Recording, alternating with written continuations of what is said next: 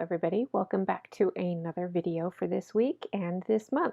I am participating in the Shimelle's Best of Both Worlds kit project, and what that is that she chooses a shopping list, and here she posts it at scrapbook.com, and here's her entire shopping list.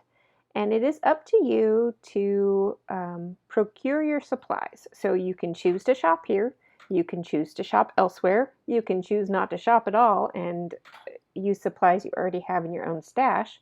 But I like to take a look at what's on her shopping list, and I do have each item open in its own tab to see how I can get inspired. So first up, we have a couple of sheets of cardstock in a couple of colors. We've got a stencil. This looks like a leaf pattern stencil. We have some fall themed embellishments from Doodlebug. This is not something that inspires me necessarily, but there's the fall theme there, so maybe we can work at that. Some more Doodlebug. We have some more Doodlebug. These are their dimensional stickers. Some enamel dots. I definitely have those in my supply, so I'm not likely to buy more. An alphabet set and another one. Those sometimes she'll give you two options, not really expecting you to buy both. So those were two separate options of fonts for an alphabet set. I have plenty of alphabets, so I won't buy that. And then here is the new Vicki Boutin Storyteller collection, and this is the thicker, puffy phrases. I love the the Storyteller collection from Vicki Boutin.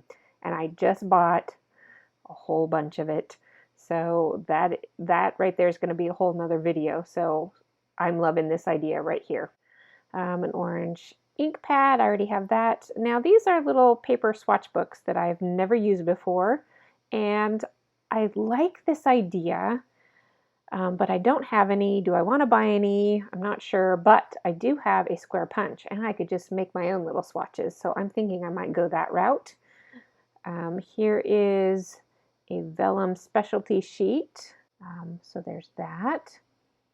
And then we have some Lawn Fawn pattern paper in autumnal colors, more Doodlebug in the same fall colors, and some Doodlebug again, and again. Well, here's a Pink Fresh Studio. I do like Pink Fresh. Another Pink Fresh Studio with that range of colors there. And then we're back to more of the Vicki Boutin Storyteller collection. And I tell you, I'm in love with this. So we will just take a couple of peeks at this the Storyteller collection papers. And I will just tell you right now that I really think I'm just going to use this collection. I just bought it. I have it. I'm just going to use it. So what will I add to this collection that is inspired from Shimelle's items?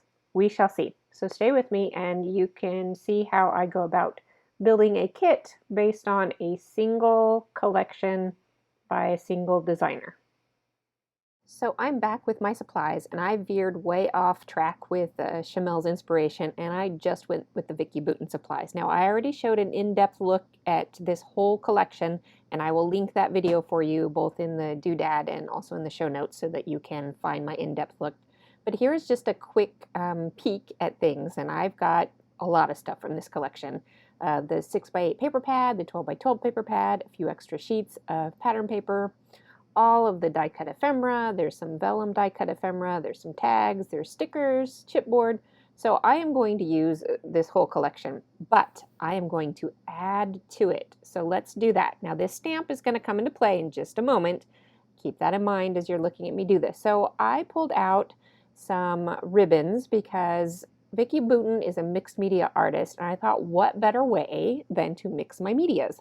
And I also brought in some messy mixed media items. Now this Inca Gold product is a creamy rub product, and I've had it for years and years, and it was kind of dried out. So I added some water to it, and it seems to be helping. So I'm going to add some more water to it and bring it back to life. So that gold product and the bigger tub was just a texture paste product.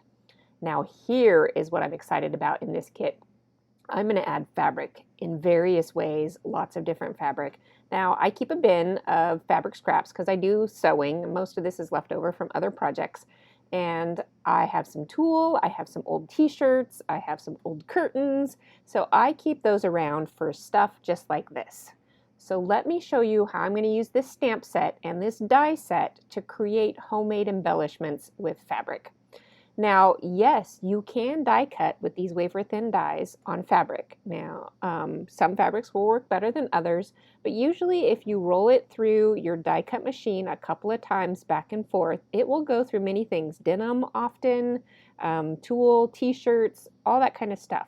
So to get started with this project, you might want a little bit of liquid glue because some fabrics will ravel and fray at the edges if they're not sealed.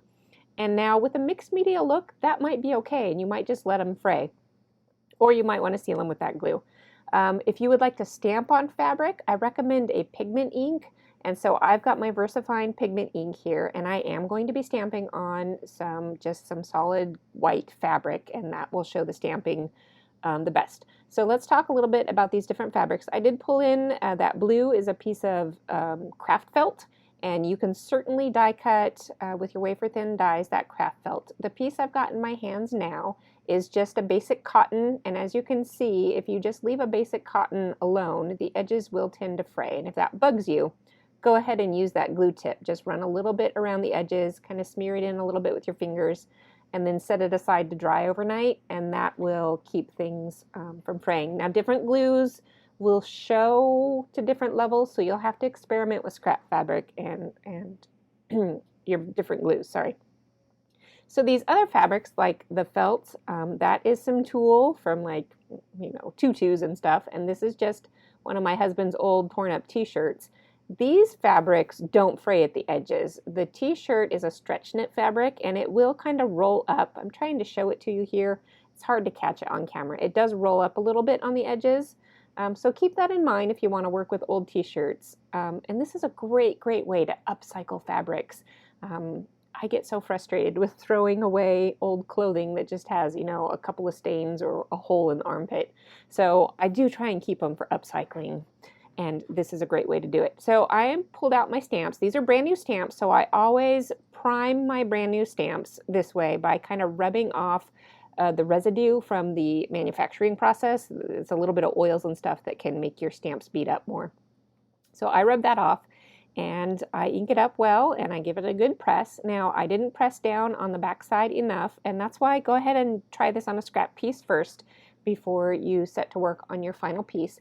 But with a little bit more care with inking and pressure, and it stamps beautifully. Now different fabrics will react differently. Pigment ink is going to be less likely to bleed out, but I can't guarantee it. You'll just need to try it on your fabric with your ink and see how it behaves. So I'm just spinning you up here a little bit. I'm doing a few more stamps, and then I'm going to get ready to die cut this. So I just use a standard die cut sandwich that I would use for paper. And if you've never die cut before, know that there is a cutting side to your die and a flat side to your die.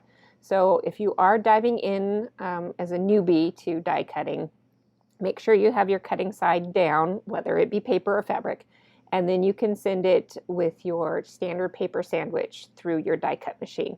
Now with this round, I just rolled it through once, and it did mostly cut through. Now fabric will tend to have a little bit of a snag to it. Just take a pair of scissors and clip it aside. But here you can see me running the fabric back and forth a couple of times, and with the tool, it was sticking more. So I ran it back and forth like 3 or 4 times, and then that cut through just fine. Now I am going to layer these fabric pieces together. So I'm starting with a black base, a stamped base, a tulle base, and then I'm repeating that same thing with a smaller butterfly, and I am going to run it through my sewing machine. If you don't want to sew, you can staple, and that will work just fine. If you don't have a sewing machine, you can certainly hand stitch it, but here it is when it comes back out of my sewing machine, and I will have a close-up picture for you at the end. But these are wonderful homemade embellishments, so give this technique a try. So that's it for this kit build. That's it for this little quick tutorial tip for you on creating homemade embellishments, and I will see you next week with some process videos. Thanks for joining me. I really appreciate you watching. If you got something helpful out of this video, please do give it a like. That helps my channel. And if you want to catch my future videos, please subscribe.